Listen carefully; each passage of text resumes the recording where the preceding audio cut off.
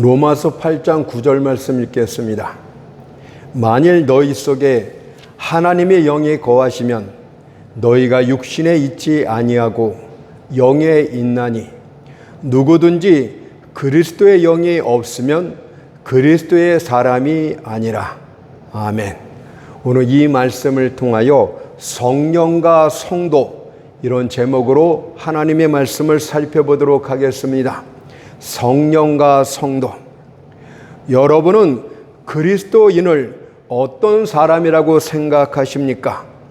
많은 사람들이 각자의 생각을 따라 이런저런 정의를 내리고 있지만 성경은 그리스도인의 정의를 다음과 같이 내립니다. 오늘 로마서 8장 9절을 보니까 누구든지 그리스도의 영이 없으면 그리스도의 사람이 아니라. 이것은 누구든지 그 사람 안에 성령이 계시지 아니하면 그리스도인이 아니란 뜻입니다. 누구든지라는 말이 예외가 없다는 뜻이듯이 비록 그가 목사라 할지라도, 비록 그가 신령한 은사를 가졌다 할지라도 만일 그 안에 성령이 거하지 아니하시면 그는 그리스도인이 아닙니다. 가룟 유다를 한번 살펴보도록 합시다. 그는 주님의 12제자 가운데 한 사람이었습니다. 사도행전 1장 17절에서 이 사람이 본래 우리 수 가운데 참여하여 이 직무의 한 부분을 맡았던 자라고 하였듯이 그도 다른 사도들처럼 복음을 설교했고 또한 많은 사람들이 그의 목소리를 듣고 기뻐했던 것도 사실입니다. 그에겐 기적적인 능력도 허락되어졌습니다. 그의 말 한마디에 병든 자가 치료받기도 하였고 귀머거리의 귀가 열리기도 하였으며 소경의 눈을 뜨고 귀신들이 쫓겨나기도 했습니다. 그러나 어느 순간부터 탐욕이 그의 영혼을 사로잡고 말았습니다. 그는 자신의 이익을 위해서 주를 배신하기로 작정합니다. 그리고 은 30에 주님을 팔고 말았습니다. 그것은 주님을 판 대가치고는 너무나 적은 돈 아닙니까? 그 돈은 너무나 보잘것이 없어 1년만 지나도 다 없어질 만한 아주 작은 돈이었습니다. 그럼에도 불구하고 그는 주님이냐 돈이냐의 선택 앞에서 돈을 선택했습니다. 그러나 그 결과는 참혹했습니다. 주께서 그를 향해 뭐라고 말씀하십니까? 마태복음 26장 24절을 보니까 인자를 파는 그 사람에게는 화가 있으리로다. 그 사람은 차라리 나지 아니하였다면 제게 좋을 뻔하였느니라. 차라리 태어나지 않았으면 더 좋을 뻔하였다고 말씀하고 있지 않습니까? 이 얼마나 천둥 같은 소리란 말입니까? 온 영혼에 지옥이 넘쳐나고 있는 말씀 아니겠습니까? 그는 뒤늦게 후회를 했습니다. 나무에 밧줄을 걸고 목에 매달았으나 밧줄이 끊어져 절벽으로 떨어져 그만 창자가 바깥으로 다 나오고 말았습니다. 그렇다면 예수의 이름으로 돈을 벌고자 하는 자들이요, 경건을 통해서 이득을 얻고자 하는 자들이요, 부탁하건대 자신의 목을 맨 유다의 피로부터 돌아설 것을 호소합니다. 비록 세상이 아무리 최고의 값을 준다 할지라도, 세상의 안락 위에 안락을 더하여 준다 할지라도 여러분의 주님만큼은 배반하지 마십시오. 그것은 마치 우리의 팔이 머리에 대해서 배신하는 것이요, 우리의 발이 몸을 버리는 것과 똑같은 죄악입니다. 교회의 높은 자리가 여러분을 안전하게 지킬 생각을 버리십시오. 종교 세계에서 잘 알려져 있고 또 존경도 받았던 자들이 지옥의 깊은 자리에 떨어지기도 합니다. 비록 여러분의 이름이 종교 지도자의 명단 안에 있을지는 몰라도 만일 여러분 안에 그리스도의 영이 거하지 아니하면 어린 양의 생명체계는 없을 수 있다는 사실을 기억하도록 합시다. 한 가지 더 예를 살펴봅시다. 신령한 은사나 능력을 행할지라도 그는 그리스도인이 아닐 수도 있습니다. 사울이 성령의 임재하심으로 선지자처럼 예언을 합니다. 그러자 사람들이 깜짝 놀라 사무엘상 10장 11절에서 이렇게 말했습니다. 기스의 아들의 당한 일이 무엇이뇨? 사울도 선지자들 중에 있느냐라고 말합니다. 그러나 그가 왕이 된 후에는 그는 성령이 아닌 악신에 사로잡히고 맙니다. 성령에 사로잡혀 예언을 했던 그가 이제는 악신에 사로잡히고 말았어요. 그 까닭은 하나님의 영광 대신에 자신의 영광을 추구하고 백성들 앞에서 하나님의 이름 대신에 자신의 이름을 높이려 했기 때문입니다. 그 결과를 사무엘상 19장 9절에서 악신이 사울에게 접하고 라고 말씀하고 있는 것 아닙니까? 성령을 통해서 예언을 하고 성령을 통해서 능력을 행한다 할지라도 얼마든지 여러분들은 악신에 사로잡힐 수가 있습니다. 성령께서 행하시는 가장 큰 일은 그리스도의 영광을 나타내는 일입니다. 요한복음 16장 14절에 보니까 그가 내 영광을 나타내리니, 성령께서 이 땅에 오셨고 하시는 일이 그리스도의 영광을 나타내는 것이 목적이라고 했습니다. 그런데 어떤 이가 자신의 사리 사욕과 자신의 영광만을 추구하고 있다면 어떻게 성령이 그와 함께할 수 있다는 말입니까? 신천을 다리는 자와 검은 숯을 다루는 자는 반드시 헤어져야 되는 것 아닙니까? 왜냐하면 검은 숯을 다루는 자가 신천을 만지는 순간 더러워지기 때문입니다. 이처럼 자신의 욕심과 자신의 영광을 추구하는 자는 절대 성령과 함께할 수 없게 됩니다. 그래서 주님께서는 이런 자들을 향해 다음과 같은 경고를 하셨습니다. 마태복음 7장 21절 23절 말씀을 보세요. 나더러 주여 주여 하는 자마다 천국에 다 들어갈 것이 아니요 다만 하늘에 계신 내 아버지의 뜻대로 행하는 자라야 들어가리라. 그날에 많은 사람이 나더러 이르되, 많은 사람이 그렇게 될 것 같아요. 주여 주여, 우리가 주의 이름으로 선지자 노릇하며 주의 이름으로 귀신을 쫓아내며 주의 이름으로 많은 권능을 행치 아니하였나이까 하리니, 그때 내가 저희에게 밝히 말하되 내가 너희를 도무지 알지 못하니 불법을 행하는 자들아 내게서 떠나가라. 그리스도의 영광을 위해서 하는 것이 아니라면, 자신의 사리 사역을 추구하기 위해서 그렇게 하는 것이라면 하나님 앞에 불법을 행하는 자고 주님의 곁을 떠나야 됩니다. 그렇다면 이제 우리들 각자를 한번 돌아보는 시간을 갖도록 합시다. 성공하길 원하는 장사꾼마다 거래대장을 살펴보지 않는 자가 없고, 번영하길 원하는 농사꾼마다 자기 경작지를 살펴보지 않는 자가 없듯이, 천성을 향해 여행하는 자마다 자신의 신앙을 살펴보는 것은 아주 중요합니다. 구멍난 배를 고치지 않고 새롭게 페인트 칠만 한 채 바다에 진수시키려 하는 자는 반드시 침몰되고 맙니다. 그러나 위선자들은 이렇게 말합니다. 너무 깊게 파지 마라. 지금 우리 집이 잘 서 있지 않느냐. 기초에 대해서 너무 염려하지 마라. 모든 것이 잘 되고 있으니 안심하라고 합니다. 하지만 집을 모래 위에 지은 자라면 마태복음 7장 27절의 말씀처럼 비가 내리고 창수가 나고 바람이 불어 그 집에 부딪힘에 그 무너짐이 심하게 되는 일이 발생하게 될 줄 믿습니다.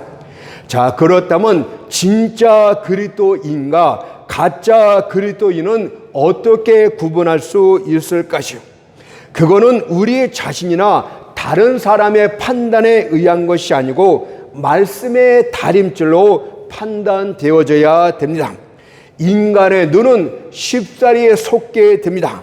하지만 말씀의 다림줄은 그렇지 않습니다. 그것은 수직으로 떨어지고 따라서 그 담이 옳고든지 아닌지를 정확하게 보여줍니다.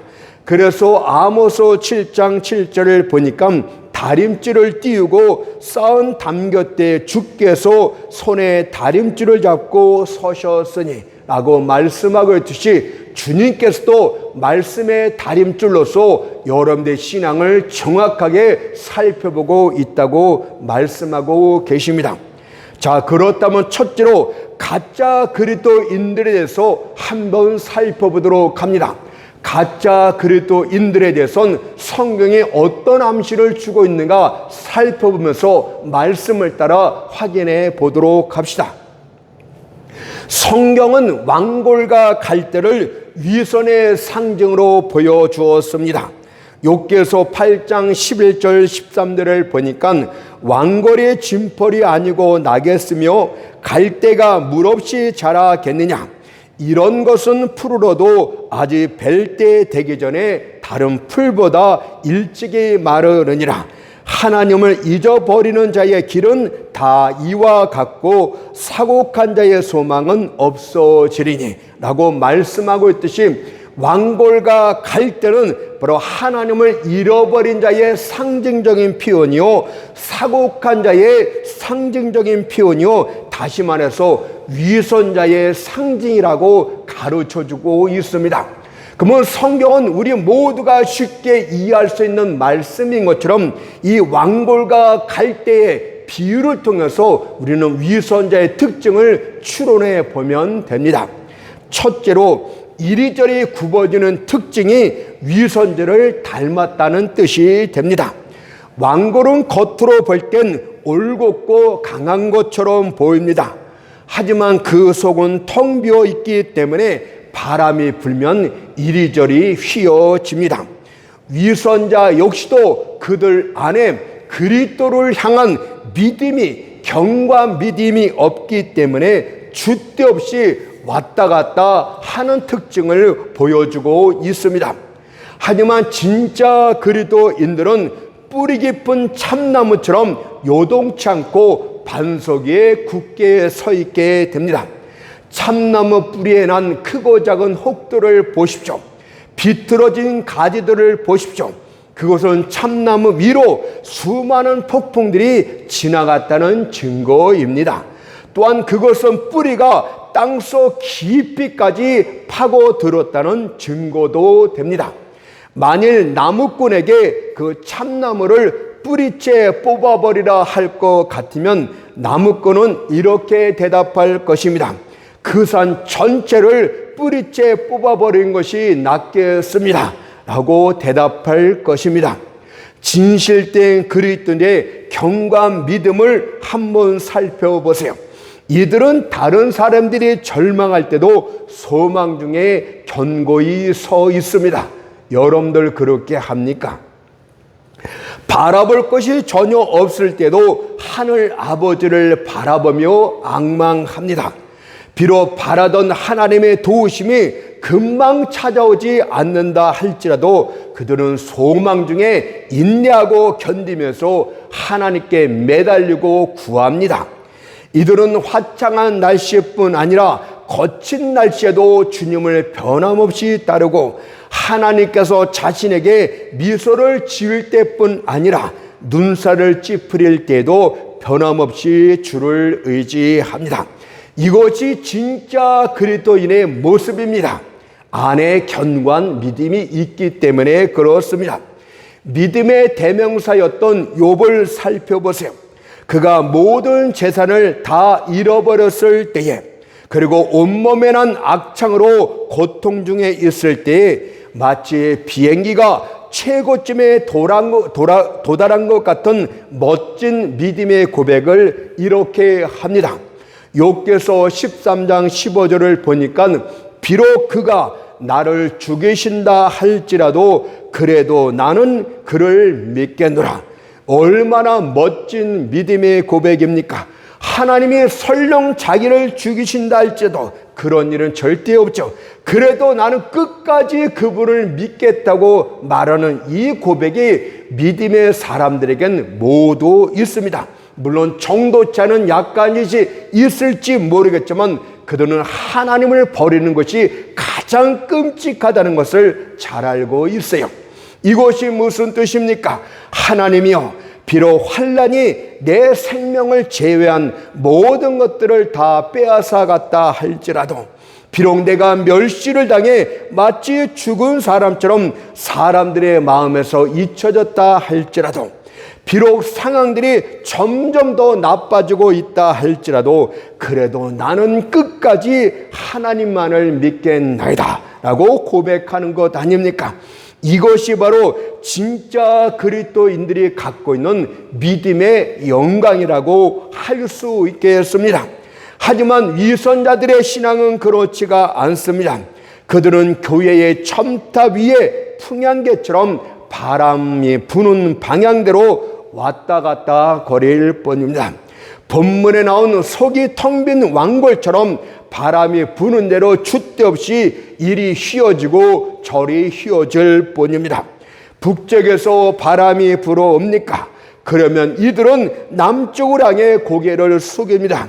이번에는 방향이 바뀌어 남쪽에서 바람이 불어옵니까? 그러면 조금의 망설임도 없이 북쪽을 향해서 머리를 숙입니다. 이들은 상황에 따라서 1시간 내에도 얼기도 하고 녹기도 합니다. 자신에게 유리하기만 하면 고체가 되기도 하고 액체가 되기도 하는 자들이 위선자들의 두드러진 특징입니다. 자신에게 도움만 되면 부처 앞에서도 고개를 조아리고, 자신에게 이익만 되면 진리든 오리든 상관치 않고 편한 대로 처리하는 자들의 특징이 위선자들의 특징이 됩니다. 그래서 이사야 선지자는 위선적인 신앙인들 향해서 이렇게 꾸짖고 책망했습니다. 이사야 58장 5절을 보니까 그 머리를 갈대같이 숙이는 자야라고 말하고 있는 것 아닙니까? 이런 자들은 그리스도의 자녀가 아니라 야노스의 자식들입니다. 한 모자 아래 두 얼굴을 가진 채 한쪽 얼굴로는 그리스도를, 다른 쪽 얼굴로는 세상을 바라보는 위선자들입니다. 위선자의 첫 번째 특징을 성경을 통해서 살펴보았어요. 두 번째는 열매가 없다는 것이 위선자를 닮았습니다. 어떤 사람도 왕골에서 무화과를 찾거나 갈대에서 포도송이를 찾지 않습니다. 이는 왕골과 갈대는 열매를 맺지 않는 것을 알고 있기 때문입니다. 이는 위선자의 경우에도 마찬가지가 됩니다. 이들은 항상 이렇게만 말합니다. 나는 술을 마시지 않았어. 나는 남을 속이지 않아. 나는 죄를 범하지 않았어. 항상 부정적인 말을 하는 것들이 이들의 자랑이 됩니다. 하지만 열매가 되는 긍정적인 것들에 대해서는 아무 말도 하지를 않습니다. 과연 이들이 언제 그리스도를 위해서 열매를 맺은 적이 있습니까? 과연 무슨 열매를 맺어서 그리스도를 영화롭게 했단 말입니까? 이들의 삶 자체가, 이들의 삶 전체가 온통 자신만을 위한 것 아닙니까? 자기와 자기의 가족만을 위해서 사는 자들의 특징 아닙니까? 그들의 재산이 누구에게 속한 것입니까? 그들 자신의 것 아닙니까? 그들의 시간은 또한 누구에게 속한 것입니까? 그들 자신의 것 아닙니까? 그들은 모든 것들을 자신에게만 돌리고 자기 자신만을 위해 삽니다. 기껏해야 이들이 하나님께 드리는 것들을 살펴보세요. 동전 한두 입, 하찮은 물건들, 자신에게 필요치 않은 것들, 아까워하지 않아도 될 것들, 이런 것들만 주님 앞에 마치 거지에게 동량을 베풀어 주듯이 그렇게 합니다. 또 이들 대부분은 부자들입니다. 하지만 이들은 선교사들이 재정 지원을 받지 못하고 있음에도 불구하고, 또한 그리스도의 복음 전파가 재정 지원이 없어 멈춰져 있음에도 불구하고 오직 자기 금고에만 돈을 쌓을 뿐입니다. 이들은 돈도 내 것이요, 재능도 내 것이요, 시간도 내 것이요, 모든 것이 자기 것이라고 주장하는, 열매를 전혀 맺지 못하고 하나님 앞에 헌신하지 못하는 특징을 갖고 있어요. 어떻게 이들이 그리스도인이란 말입니까? 과연 이들을 주님께서 피로 값주고 사셨단 말입니까? 만일 진정 그렇다면 이들의 머리카락조차도 주님의 것이라고 고백을 해야 됩니다. 왜냐하면 고린도전서 6장 19절 20절에서 이렇게 말씀하셨기 때문입니다. 너희는 너희의 것이 아니라 값으로 산 것이 되었으니 그런즉 너희 몸으로 하나님께 영광을 돌리라. 너희는 너희의 것이 아니래. 그러면서 너희 몸으로 하나님께 영광을 돌리라는 말은 너희의 육체에 관한 모든 것까지도 너희의 것이 아니라는 분명한 말씀 아닙니까? 따라서 만일 어떤 이가 주여 이것도 내 것이고 저것도 내 것이나이다, 당신은 내게 요구할 것은 아무것도 없나이다라고 하였다면 그는 스스로 자신이 그리스도인이 아니라는 것을 명확하게 입증하고 있는 것입니다. 진짜 그리스도인들은 언제나 주를 향해서 아가서 5장 16절의 말씀처럼 그 전체가 사랑스럽구나 라는 고백을 하게 됩니다. 이 얼마나 감탄으로 휩싸인 발설이란 말입니까? 이 얼마나 황홀감 속에서 나오는 외침이란 말입니까?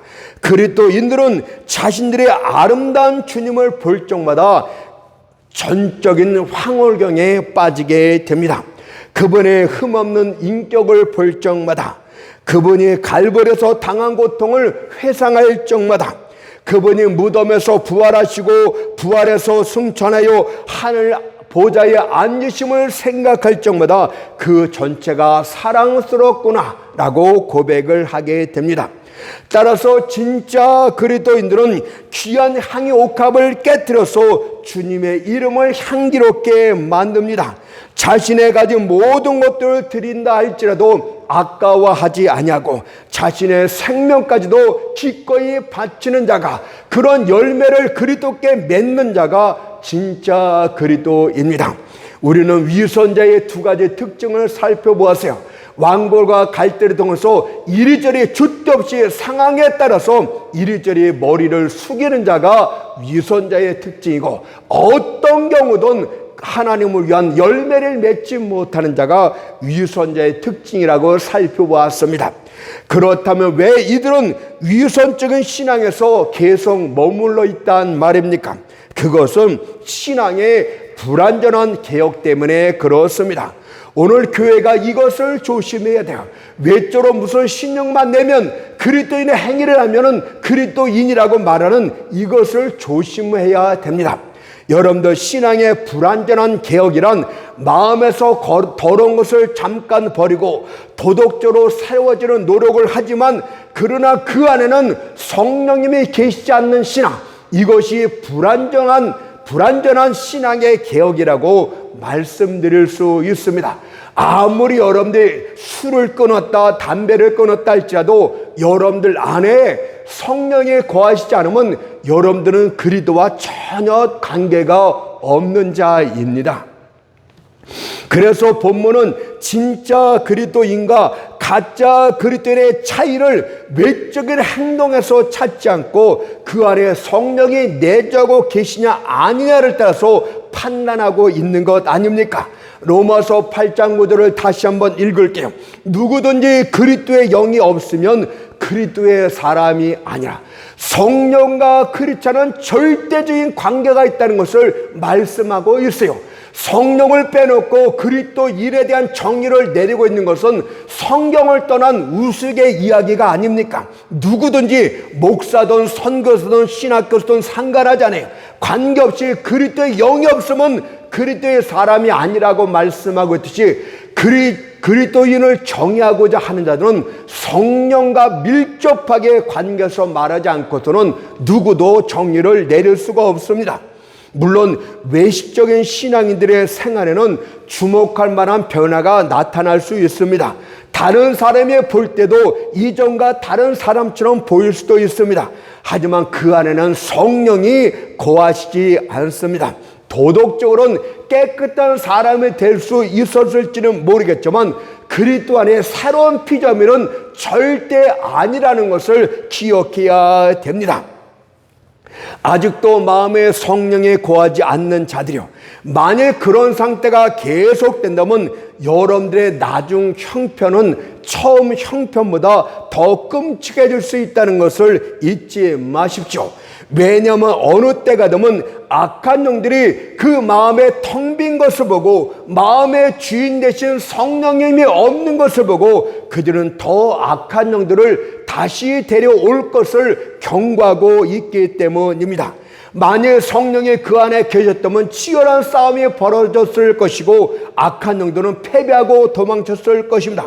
그러나 여러분들 마음은 텅 비어있기 때문에 영적 싸움은 전혀 없었고, 그래서 악한 영들은 아무 제약도 받지 않고 여러분들 심령 안에 다시금 들어올 수 있게 됩니다.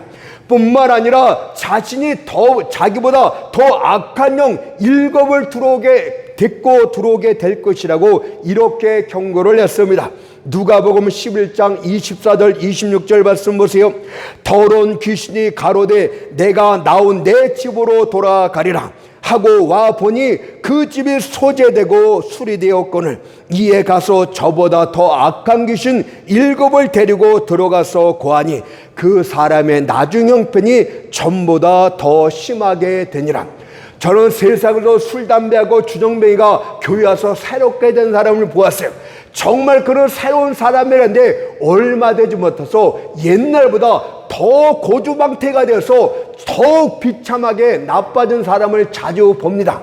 그것이 바로 성령이 거하지 않은 상태였기 때문에 그렇게 심각하게 더 나빠질 수 있다는 것을 말씀하고 있지 않습니까?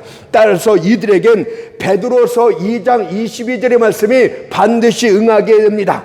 개가 그 토하였던 것에 돌아가고 돼지가 씻었다가 더러운 구덩이에 도로 누웠다 하는 말이 저희에게 응하게 되었다. 이 말씀이 그들에게 향한 말씀인 줄 믿습니다. 두 번째는 진짜 그리스도인에 대해서 살펴보도록 합니다. 로마서 8장 9절 또 읽습니다.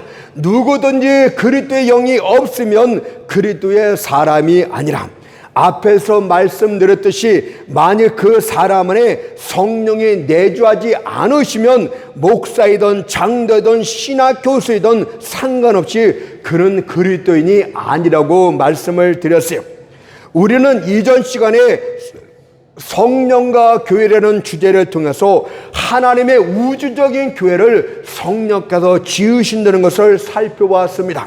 모퉁이 돌 대신 예수 그리스도 위에 성도들 하나하나가 살아있는 돌이 되어서 하나님의 뜻을 따라 우주적인 교회가 세워지고 있다는 것을 살펴보았습니다.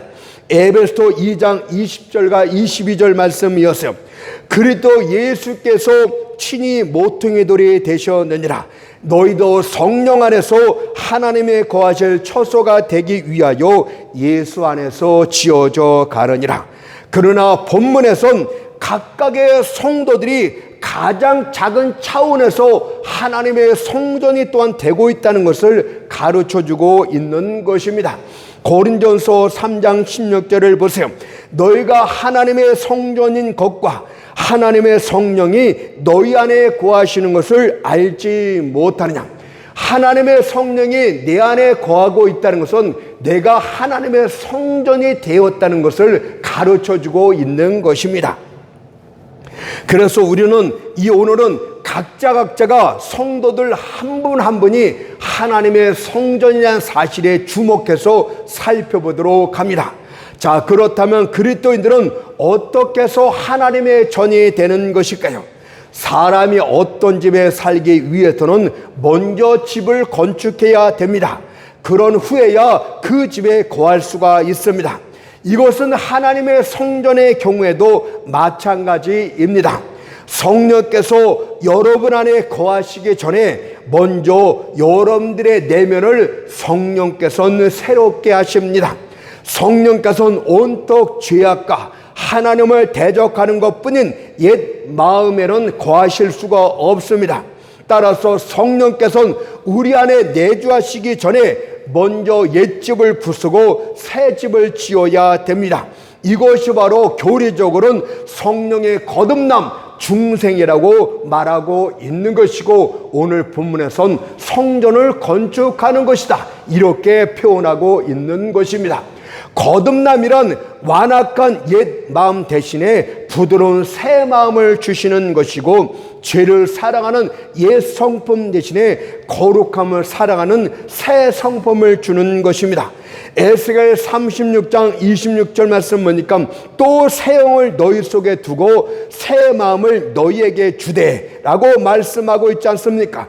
바로 여러분들 안에 새 마음과 새 영으로 성전이 건축되어진다고 말씀하고 있고, 새 마음과 새 영으로 건축되어진 성전에 성령님이 거하신다, 이렇게 말하고 있는 것이.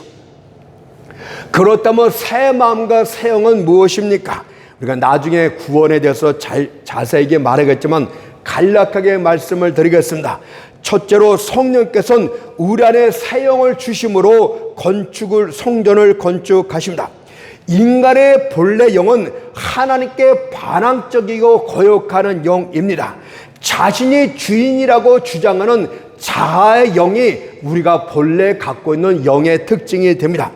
따라서 거듭나지 않은 자들은 모든 행동의 주요 동기가 자기 자신을 위한 것이 됩니다. 신앙생활 역시도 자신의 유익을 위해서, 내가 복받기 위해서 행동을 하는 것입니다. 내가 하나님 앞에 혼나지 않기 위해서, 바로 내 자신의 안전을 위해서 그렇게 신앙생활도 합니다. 모든 것이 자기가 핵심이 되고 있어요. 그러나 새 영은 하나님을 사랑하는 영입니다. 하나님과 자녀의 관계를 맺게 되는 영이 새 영이라고 했기 때문에 양자의 영이라고 표현을 합니다. 우리는 하나님의 직접적인 자녀가 아니고 양자가 되었기 때문에 양자의 영을 주신다고 말씀하고 있어요. 그것을 로마서 8장 15절에 이렇게 말합니다. 너희는 다시 무서워하는 종의 영을 받지 아니하였고 양자의 영을 받았으므로 아바, 아버지라 부르짖느니라. 이 영이 들어오면요, 본능적으로 하나님을 아버지라고 친근하게 생각해요. 어떤 사람이 이것을 부정하도록 만들어도 이것이 바뀌지 않습니다. 여러분들 자녀가 있다 칩시다. 다른 사람이 저 사람은 너희 아버지가 아니야, 아무리 교육을 시키고 아무리 부정시키려도 본능적으로 자기 아버지를 알지 않습니까? 이거와 똑같은 원리가 됩니다. 이 새 영이 들어오는 순간부터 양자의 영, 새 영을 양자의 영이라 했는데 하나님은서 아버지라고 하면서 친근감을 갖게 됩니다. 여러분들 자녀가 아버지한테 갈 때 여러분들 무슨 거리감이 있습니까? 아무 거리감이 없고 아버지도 자녀한테 아무 거리감이 없어요. 밖에서는 장관으로 대통령으로 높은 지위에 쌓으면서 위험을 떨치고 있지만 집에 들어오면 어린애하고 마룻바닥에도 굴리면서 똑같지 않습니까? 이것이 아버지와 자녀의 관계듯이 하나님 앞에도 우리가 때를 쏘고 하는 것들도 전혀 그것이 관계가 돼서 이상한 것이 없는 것입니다. 그러나 외식적인 사람은 이렇게 못해요. 그래서 새 영을 받게 되면 하나님의 눈치를 보면서 억지로 신앙생활을 하는 것이 아니고 그냥 아버지가 좋기 때문에 그냥 아버지를 섬긴다는 측면에서 그냥 사랑하면서 섬기게 되는 거예요. 시련을 당할 때도 죄의 형벌을 받는다, 이것이 아니고 아버지가 아들을 훈육하듯이 내가 잘못했기 때문에 아버지께서 잠깐 회초리를 든다, 이런 관점의 영을 갖게 되는 거예요. 이 영이 있습니까? 이 영으로서 성전이 건축되어져요. 이것이 반드시 누구에게나 있습니다. 하나님이 주셨어요. 그러면 새 마음은 또한 무엇입니까? 새 마음은 먼저 모든 사람들의 마음은 천성대로 돌같이 완악한 마음입니다. 어린아이가 처음 죄를 보게 되면 죄는 두려움이라 회피의 대상이 아니라 친절히 영접할 호기심의 대상이 되고 있다는 것을 우리는 잘 알고 있어요. 그래서 시편 58편 3절을 보니까 나면서부터 곁길로 나아가 거짓을 말하는 도다라고 말씀하고 있습니다. 그리고 이 지옥 같은 연자맷들 같은 이 완악한 마음은요, 세상과 접하면 접할수록 점점 더욱더 단단해지는 특징을 갖게 됩니다. 사람이 한 번 범죄하면 또다시 범죄하는 것은 어렵지가 않아요. 거짓말한 사람은 첫 번째 거짓말을 은폐하기 위해서 두 번째 거짓말을 서슴없이 하기 시작을 합니다. 마치 떨어지는 돌이 관성역에서 속도가 점점부터 가속도를 갖게 되듯이 죄도 그렇습니다. 보세요. 세상 번영을 그가 살다가 만났습니까? 그러면 하나님 앞에 감사하고 겸비하기는커녕 느부갓네살처럼 다니엘 4장 30절의 말씀처럼 이 큰 바벨론은 내가 능력과 권세로 건설한 것이 아니냐면 교만을 떨면서 더욱더 완악해집니다. 여러분, 돈 많은 사람들 보세요. 세상 번영에 접하면 접할수록 여러분들의 타락한 마음은 점점 더 완악해집니다. 밑에 있는 사람, 없는 사람들을 더 사람 취급도 안 하고 얼마나 강폭해지는지 몰라요. 그럼 반대로 세상 고통을 만나게 되면 어떻습니까? 그가 많은 사고들과 음울한 질병들을 만났기 때문에 그가 겸손해졌습니까? 천만의 말이에요. 하나님의 은혜가 없으면요, 고통은 여러분들 마음을 더욱더 강폭하게 만듭니다. 감옥에 있는 죄수들을 보세요. 그들이 겸손해졌습니까? 더욱더 완악해지고 더욱더 난폭해지고 있다는 것을 알지 못하십니까? 옛날 아하스 왕이 고통을 받으면 받을수록 역대하 28장 22절을 보니까 더욱 하나님 여호와께 범자여 라고 나옵니다. 애굽왕 바로가 고난을 받으면 받을수록 더욱더 옹고집이 돼서 하나님께 저항을 합니다. 출애굽기 9장 7절을 보니까 그러나 바로의 마음이 완강하여, 이것이 거듭나지 못한 사람들의 마음의 특징이에요. 옛마음, 돌같은 마음. 이 돌같은 마음은요, 단순한 하나님의 섭리로서 바뀌어지지가 않아요. 인간의 눈물이나 설득으로도 바뀌어지지 않습니다. 오직 성령께서만이 그 마음을 부드럽게 하실 수가 있습니다. 사람들은 돌같은 마음을 개선하기 위해서 밖으로부터 여러 가지 시도를 합니다. 교육을 통해서 마음을 순화시켜 보려고 하고, 좋은 환경을 통해서 또는 좋은 본을 보여주게 함으로써 그렇게 하려고 합니다. 그러나 그런 것들은 내적인 질병을 치료하기 위한 외적으로 기름을 바르는 것이고, 심장병의 치료를 막기 위해서 피부에 반창고를 바르는 것과 똑같은 의미가 없어요. 그러나 성령께서는 정반대로 하십니다. 안에부터 본질부터 바꾸십니다. 아내를 새 영과 새 마음으로 바꾸면 자연스럽게 과정으로서 행동이 거룩하게, 성결하게, 깨끗하게 나오기 시작을 합니다. 사람들은 바깥으로 교육을 통해서 마음을 깨끗하게 만들려고 하지만 실패합니다. 성령은 단번에 우리의 마음을 바꿔버리고 우리의 영을 바꿔버리면서 우리가 살아가면서 점점 성숙한 그리스도인이 되고 점점 거룩함의 행동을 자연스럽게 표출하게 되는 것입니다. 그러니 외식적인 그리스도인들의 교회에서 거룩한 척 하려는 것은 보통 교통이 아닐 수가 없는 것입니다. 예를 들어 시계가 고장났을 때 엉터리의 시계 공들은 겉 케이스를 닦거나 먼지를 제거하는 일에 그칩니다. 그러나 진짜 시계 공들은 그 안을 들여다보고 용수철이나 톱니바퀴를 바꿔버립니다. 그러면 안의 기기장치가 온전해지면 시계바늘이 정확하게 돌아가는 것처럼 행동에 자연스럽게 그렇게 나오게 되는 것입니다. 그래서 성령께서는 우리 안에 거하기 전에 먼저 우리 자체를 성전으로 만들어버리는데 새 영과 새 마음이라는 재질을 통해서 우리를 건축해 나가십니다. 따라서 새 영과 새 마음으로 건축된 마음은 하나님을 본능적으로 사랑하고 하나님의 아버지이심을 진실적으로 의식하고 갈수록 거룩해지고 점점 그리스도의 형상을 닮아가게 되는 것입니다. 그렇다면 새 마음과 새 영으로 건축된 우리 영적 건축은 이루어졌다면 그 다음은 무엇이 됩니까? 그 다음에 성령의 내주하심이 있게 되는 겁니다. 이것을 바로 우리가 크리스찬이 되었다 이렇게 말하는 거예요. 내주하신다는 의미는 일시적으로 머무는 것이 아니고 영원한 머무름이다. 여러분들 성령이 왔다가 떠나는 그런 것이 아니에요. 이 구원에 대한 성령의 임재하심은 영원한 머무르심입니다. 그리고 성령은 우리 안에 거하실 때 손님으로 오는 것이 아니라 주인으로서 오고 있다는 것을 기억하도록 하십시오. 이 성령이 그래서 성령의 내주하심이 있는 자가 진짜 그리스도인입니다. 그것이 오늘 본문 로마서 8장 9절의 말씀이 되겠어요. 만일 너희 속에 하나님의 영이 거하시면 너희가 육신에 있지 않냐고 영에 있느니. 그래서 여기서 영의 사람이 나오는 거예요. 뭐 영의 사람이 뭐 신령한 거, 뭐 의사 이런 것들이 아니고 영에 있나니란 말은 성령이 내 안에 있으면 그가 영적인 행동을 하게 되고 육신의 일은 하지 않게 된다 이 뜻입니다. 누구든지 그리스도의 영이 없으면 그리스도의 사람이 아니라고 말하는 거예요. 어떤 집회를 보니까 성령의 내주하심이 마치 은사인 것처럼 성령의 내주하심을 받으라 이렇게 외치고 있는데 좀 너무 무지한 얘기 아닙니까?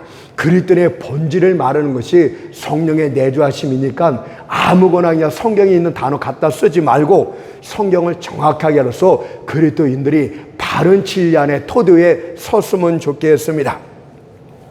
이번에는 광야에서의 성막과 가나안 땅에서의 성전을 영적 성전이 우리와 결부시켜서 한번 살펴보도록 하겠습니다. 왜 광야에서는 성막이라고 했고 자기 땅 가나안에 들어갔을 때는 성전이라고 말했을 것이 이것은 우리의 몸과 직결되어 있어요. 주님께서는 우리의 영혼만 구원한 것이 아니고 몸도 구원하셨습니다. 우리 영혼이 구원받았다는 것은 새 마음과 새 영으로 건축된 것을 말해요. 그러나 우리 몸은 어떻습니까? 옛날 몸이나 지금 몸이나 똑같지 않습니까? 그러나 성령으로 거듭나면 영혼이 구원받았다고 말하고 있듯이 영혼이 구원받은 것은 여러분의 몸도 부활하게 된다는 것을 약속받은 것입니다. 우리 안에 거하시는 성령께서는 마지막 날에 썩고 부파되어 없어진 우리 몸의 구성입자와 함께 거하고 계시다가 마지막 날에 그것들을 다 모아서 영광된 부활의 몸으로 일으켜 세우실 것이라고 말씀하고 있어요. 그러니까 성령이 영원토록 우리 안에 거하고 있는 거예요. 그것을 로마서 8장 11절에서 말합니다. 예수를 죽은 자 가운데서 살리신 이의 영이 너희 안에 거하시면 너희 안에 거하시는 그의 영으로 말미암아 너희 죽을 몸도 살리시리라고 말씀하고 있어요.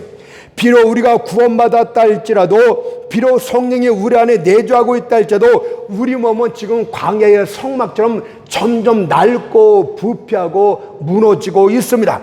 그러나 두려워할 필요가 없어요. 성막 다음에 성전, 영광된 성전이 있는 것처럼 이 성막이 무너지게 되면 이 썩어진 육체가 무너지게 되면 영광된 부활의 몸, 바로 성전을 의미하는 그것이 우리에게 다시 임하게 될 것을 이미 구약에서 가르쳐주고 있어요. 그것이 성막에서 성전으로 바뀐 특징이 됩니다.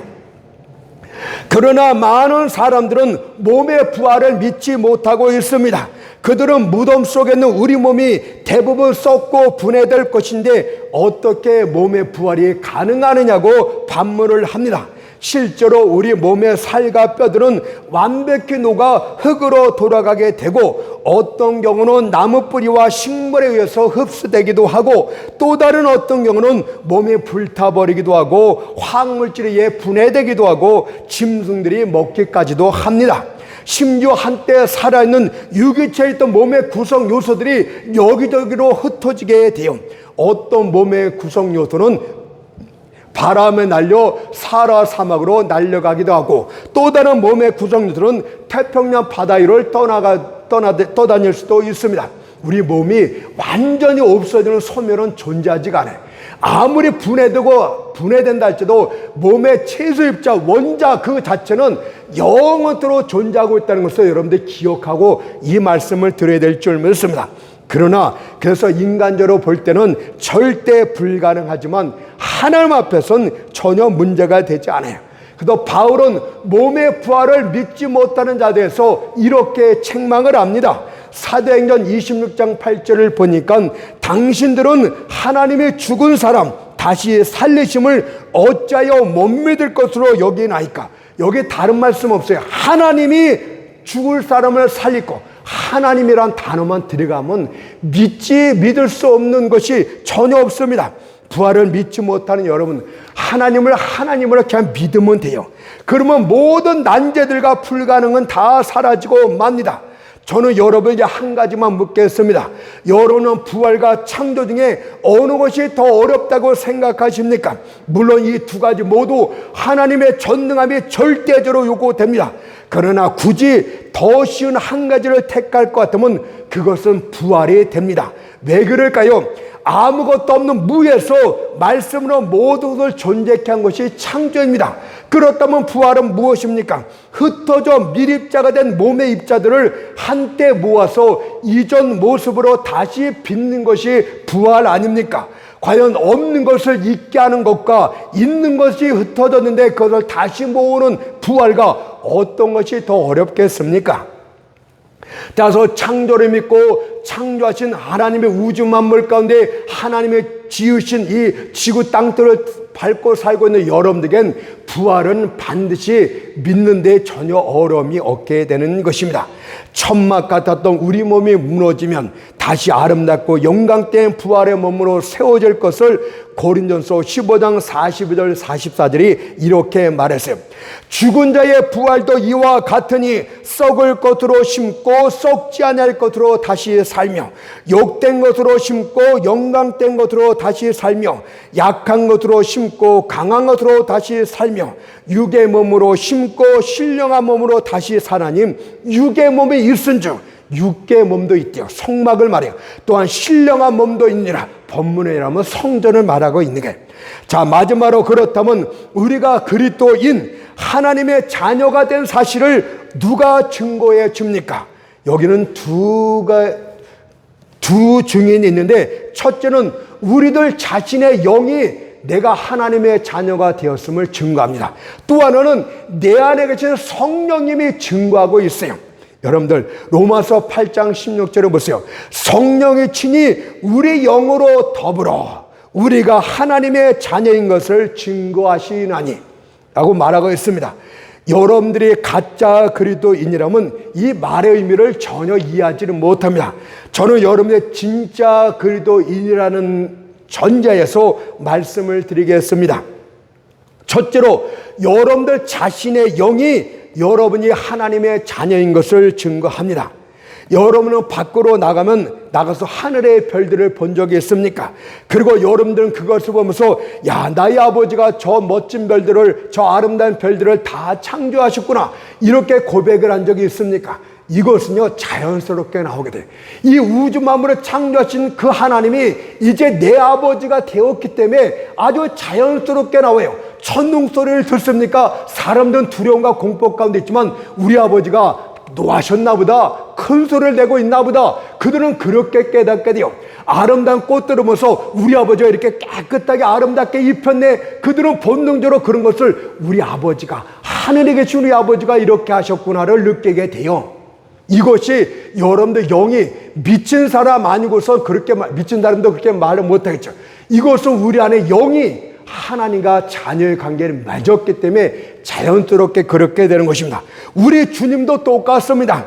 공중의 새를 보러 가신 다음에 마태복음 7장 6절에 보니까 이는 너희 천부께서 기르시나니, 주님께서는 참새들이 왔다 갔다 하는 것을 보면서 우리 천부께서, 하늘아버지께서 기르신다. 다른 말로 참새들이 알아서 알아서 자기가 먹을 양식을 찾는 것 아니냐. 근데 우리 천부께서 다 기르시고 계신다. 또 주님께서는 드레핀 백합화를 보라고 말씀하신 다음에 마태복음 6장 30도 오늘 있다가 내일 아궁이에 던지는 들불도 하나님이 이렇게 입히시거든. 여러분들, 그렇다면 자연의 모든 것들에서 하늘 아버지의 솜씨와 또 손길을 발견하셨습니다. 그렇다면 하나님의 자녀된 여러분들도 똑같이 그렇게 해야 됩니다. 그리스도의 영 성령이 우리 안에 거하고 있기 때문에 우리들도 동일한 생각과 느낌을 갖고 자연을 보게 되는 게, 우리가 저 죄인을 있다가 예수를 처음 영접한 그때 눈물 콧물 흘리면서 자연을 보지 않았습니까? 그때 자연이 얼마나 아름답습니까? 시냇물이 마치 말을 하면서 내 졸졸 흐르는 소리가 내게 이야기를 하는 것 같아요. 우주 만물 전체가 나를 위해서 준비된 것 같아요. 이것이 처음 우리가 주님을 영접했을 때 그 황홀함의 느낌 아니었습니까? 이것은 계속돼요.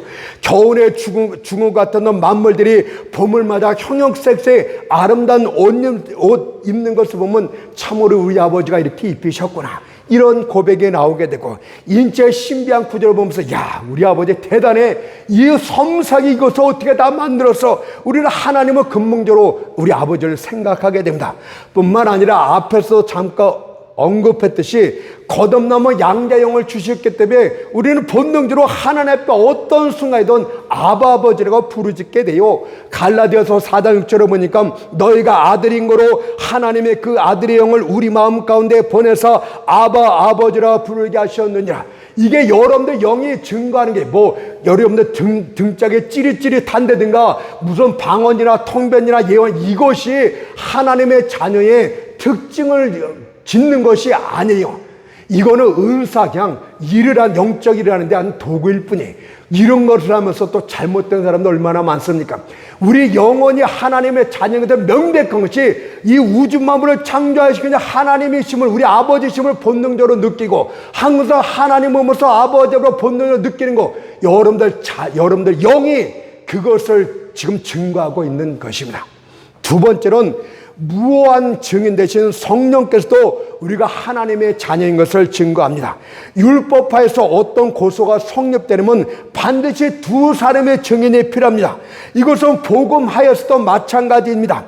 우리가 하나님의 자녀인 것을 증거하기 위해서는 우리 자신의 영이 증거해야 되고, 둘째는 더 위대한 증인 성령이 증거해야 됩니다. 만약 우리 자신만의 영이 유일한 증인이라면 그 증거를 받아들이기 어려울 수도 있습니다. 그러나 전혀 실수가 없는 무오하신 하나님의 영 성령께서 우리의 마음과 양심 가운데 증거하시면 우리는 주저하지 않고 하나님의 자녀된 것을 믿게 됩니다. 성령께서 증거하는 데는 여러 가지가 있어요. 여러분들 하나님의 자녀된 것을 증거하는 데는 여러 가지가 있는데, 그래서 계시록 3장 1절에서 성령을 일검영이라고 하였듯이 그분의 증거 방법은 다양합니다. 그러나 여기서 짧게 말하고 마치겠습니다. 먼저 하나님을 사랑하는 것 자체가 성령이 증거하는 거예요. 하나님은 절대 거듭나지 못한다면 사랑하지 못합니다. 하나님을 사랑하는 것은 성령이 지금 나한테 증거하고 있는 거예요. 요한일서 4장 7절을 보세요. 사랑하는 자마다 하나님께로 나서 하나님을 알고, 여기 안다는 바는 지식적으로 아는 것이 아니에요. 사랑으로서 아는 거예요. 하나님을 사랑하선 하나님께로 나고 하나님께로 났다는 것은 거듭남의 표시라 이 뜻입니다. 피가 자연적인 생명의 필수적인 것처럼 사랑은 영적 생명의 필수적입니다. 따라서 여러분들이 거듭났다면 비록 많은 부분에서 아직은 완전치 못하지만 분명한 사실 한 가지는 이것입니다.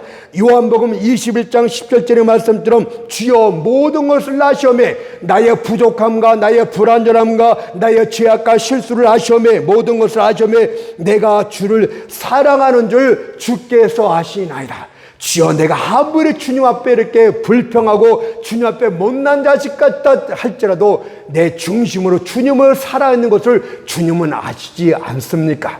이 고백이 나오는데 이것은 여러분들 영이 고백하는 것이 아니고 성령이 고백하게 만드는 거예요. 아멘. 또한 하나님의 자녀들을 사랑하는 것도 성령이 하시는 증거가 됩니다. 요한일서 3장 14절 말씀 보니까 우리가 형제를 사랑함으로 사망에서 옮겨 생명으로 들어간 줄 알거니와라고 말하고 있듯이, 형제를 사랑하면 사망에서 생명으로 옮겨진 자, 그리스도 밖에 있던 자가 그리스도 안으로 들어가는 증거, 성령으로 말미암아서 그렇게 되는 것입니다. 여러분들, 우리가 이전에는 교회 다니던 사람들이 그렇게 미웠고 했지만, 이제는 그들이 형제임을 할 때 그들이 사랑스럽고 그들에게 친근감을 느끼기 시작합니다. 그들이 하나님의 백성이기 때문에 그들을 하나님의 백성으로 사랑한다고 말하고 있으면 그것은 성령의 증거입니다. 어떤 하나님의 백성이 멸시받고 핍박당하고 있습니까? 그렇다면 여러분들은 저도 하나님의 백성 중에 하나이고 나도 그렇다, 그래서 나는 저와 함께 할 것이라고 이렇게 나오고 있다면, 여러분들 성령이 여러분들이 하나님의 자녀라는 것을 여러분 증거하고 있는 거예요. 진실한 하나님의 백성이 고통당하고 있을 때 모르는 척하고 나는 모르쇠가 아니라 나도 똑같은 그리스도이다, 너희가 저를 핍박할 것 같다면 나도 핍박하라, 이렇게 나오는 것이 바로 성령께서 여러분들이 하나님의 자녀된 것을 증거하는 거예요. 형제를 사랑하는 것, 아무나 사랑해서 말하는 거 아니라 거듭난 영혼을 똑같이 사랑하는 자는 바로 하나님의 자녀된 증거라고 말하고 있는 거예요. 이것이 바로 세상에 속하지 않은 증거입니다. 여러분들 세상에 속했으면 절대 그렇게 하지 않을 것입니다. 그러나 그리스도에게 속했기 때문에 여러분들은 그리스도에게 속한 자를 사랑하는 것입니다. 마지막으로 성령의 인도하심이 삶 가운데 계속적으로 나타나면 하나님의 자녀를 증거하게 됩니다. 로마서 8장 14절 보니까 무릇 하나님의 영으로 인도함을 받는 그들은 곧 하나님의 아들이라. 여기서는 언급해야 될 말이 많기 때문에 성령과 구원에서 말씀을 드리도록 하겠습니다. 성령의 구름기둥과 불기둥으로 여러분들 이스라엘 백성을 인도하였듯이 섭리 가운데 여러분들 인도하는 것이 나타납니까? 마음속에서 인도함이 나타납니까? 그러면 이것이 바로 무릇 하나님의 영으로 인도함을 받는 그들은 곧 하나님의 아들이라는 이 말씀의 증거가 됩니다. 이것은 성령과 구원에서 그 말씀을 할 때 그때 하도록 하겠습니다. 오늘은 여기까지입니다.